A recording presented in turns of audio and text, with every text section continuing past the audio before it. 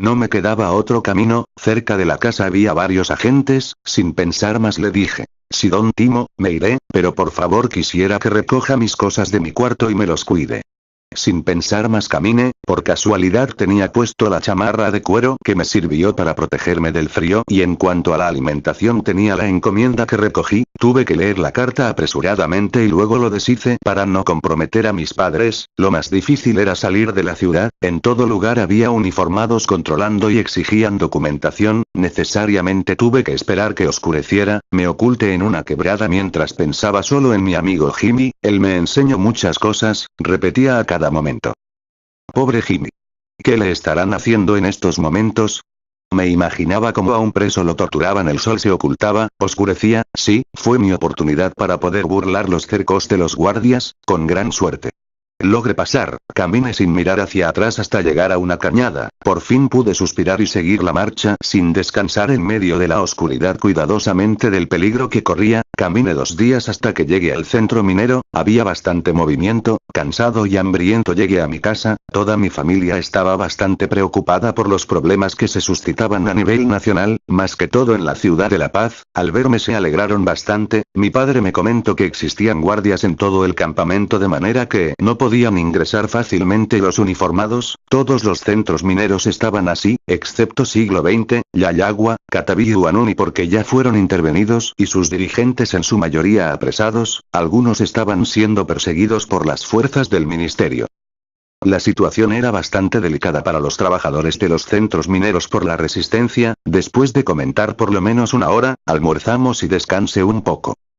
Aproximadamente a las 16:30 p.m. tocó la sirena del campamento, toda la población nos concentramos en la puerta del sindicato, los dirigentes nos informaron que el ejército se encontraba cerca del centro minero esperando órdenes para tomar el campamento, la respuesta en la mayoría de los trabajadores fue radical, la de reforzar las posiciones de guardia con los compañeros que aún faltaban ser tomados en cuenta en los grupos y también decidimos conformar grupos para los 3 turnos por las mañanas, por las tardes y por las noches.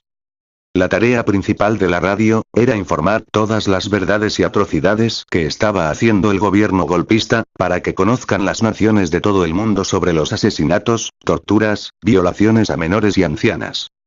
Los uniformados asesinaban a personas indefensas y humildes en todo el territorio, queriendo callar la voz de los bolivianos, sin duda, se veía la conciencia limpia de todos los trabajadores y era algo que daba bastante fuerza para seguir hasta el último. Horas después se presentaron dirigentes compañeros campesinos, con buenas noticias, nos dijeron que el sector campesino se iban a unir a nuestra lucha, junto a los mineros, toda la gente al escuchar empezaron a dar aplausos gritando.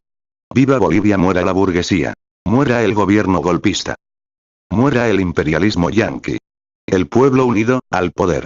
Dijimos que solo la buena organización y disciplina nos llevaría a obtener el éxito de la resistencia. 3 horas después, la caravana de movilidades muy repletas de compañeros se dirigieron hacia la cumbre, un lugar estratégico para un enfrentamiento o vigilancia, una multitud de personas despedían con gritos, aplausos a los trabajadores, algunos de edad bastante avanzada, con la barba semipoblada, generalmente de constitución delgada, pálida, pero, en sus ojos veía un brillo de gran valor y coraje para luchar. Armados algunos con revólveres, fusiles, cartuchos de dinamita, con la boca llena de coca y en las venas corría la sangre de minero, decididos a hacer frente a cualquier enemigo, no aceptábamos ser esclavos de esos sirvientes del norte.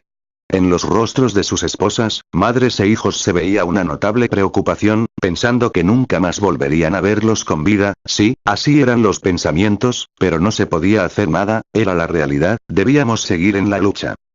Los dirigentes sindicales nos convocaron a todos los compañeros que nos correspondía hacer el relevo de guardia a partir de medianoche, al mismo tiempo debíamos estar bien abrigados por el intenso frío. Tuve que regresar a mi casa para abrigarme, mi padre por la edad avanzada no podía participar, entonces me recomendó: hijo, cuídate. Toma este fusil Mauser. Recuerdo bien que tenía 68 cartuchos de municiones, mi madre me abrazó y mis hermanos me decían que me cuide mucho, así salí de casa, el arma que llevaba en mi hombro era de mi padre que participó en la revolución de 1952, así trabajadores y jóvenes, bien listos nos dirigimos hacia la cumbre con la moral bastante alta, habían tristes comentarios de lo que sucedía en los centros mineros que ya habían sido intervenidos por las fuerzas del gobierno, un número de 10 volquetas formaba la caravana rumbo a la cumbre, solo se podía observar en la puerta del sindicato bastante movimiento de trabajadores que hacían guardia para que no ingresen personas desconocidas, el frío era bastante fuerte, apenas podíamos soportar, por eso fumamos cigarrillos y acudimos la coca, en el trayecto del camino fuimos interferidos por varios hombres armados, hicieron parar las movilidades, en verdad me asusté, pero habían sido nuestros compañeros de control, luego de varios minutos llegamos al lugar, y nuestros compañeros dirigentes nos recomendaron en voz baja lo siguiente. Calma, más que todo tengan los ojos bastante abiertos. Tomamos las posiciones que nos correspondían, formamos grupos de 10 personas, pasaron las horas, solo observábamos de la cumbre hacia abajo las fogatas encendidas del ejército y movimiento de vehículos blindados, teníamos órdenes de no fumar cigarrillos en momentos de guardia porque podíamos delatarnos al enemigo, solo una señal cada determinada hora, pero... Recuerdo que el frío nos congelaba desde los pies, era insoportable, las manos se nos adormecían, todos temíamos que el ejército avance, porque si hubiera sido así, ¿cuántos de nosotros nunca más hubiéramos vuelto a ver a nuestras familias, porque teníamos mucha desventaja sobre el armamento enemigo? Pensaba al ver a todos mis compañeros mayores, de existir un enfrentamiento se derramaría mucha sangre y ¿cuántos quedarían? Sin hijos, sin hermanos, sin padres. Éramos valientes y decididos, pero había desigualdad en el armamento. La responsabilidad caería en las espaldas de ese gobierno sirviente del imperialismo. Todo ese momento me hizo recordar a mi amigo Jimmy, no podía creer que él estaba preso, era bastante preparado intelectualmente, en cambio esos brutos, ignorantes que lo apresaron no valían nada, ¿qué pueden aportar a nuestra nación? Me hacía esa pregunta, pero no podía hacer nada, solo esperar que termine y saber si lo encontraría con vida o tal vez muerto. Traté de alejar los pensamientos hablando con mis compañeros en voz baja, así pasaron las horas, el ejército no avanzó, pasaron los días en el campamento, los alimentos se nos acababan y el gobierno no dejaba pasar nada, las cosas se hicieron más difíciles, los niños empezaron a llorar de hambre, cortaron la luz y agua y la gente se alborotaba sin saber qué hacer sin alimentos. Pero los compañeros campesinos empezaron a traer papa, chuño, oca y otros, aunque no fue suficiente, los días pasaban, las cosas estaban peores, un día tocó la sirena, eso significaba que debíamos protegernos porque el ejército estaba entrando, entre ellos algunos jóvenes de los centros mineros estaban prestando su servicio militar aquel año y algunos se enfrentaron entre hermanos, hubo varios muertos y heridos, era algo que no podía creer, el salvajismo del ejército, ver familias que gritaban, lloraban. El hospital hora tras hora se quedaba más y más pequeño, se escuchaba el llanto de los niños que fueron quedando huérfanos.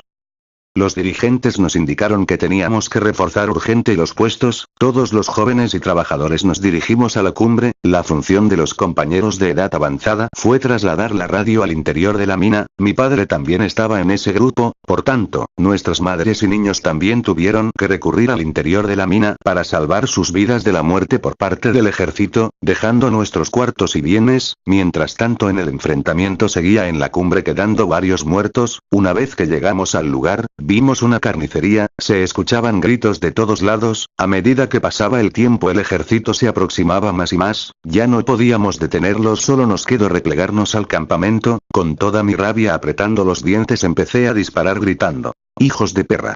¿Por qué no se enfrentan con otro ejército? Si tienen agallas demuestres y salgan de sus cunas de la ciudad hacia las fronteras.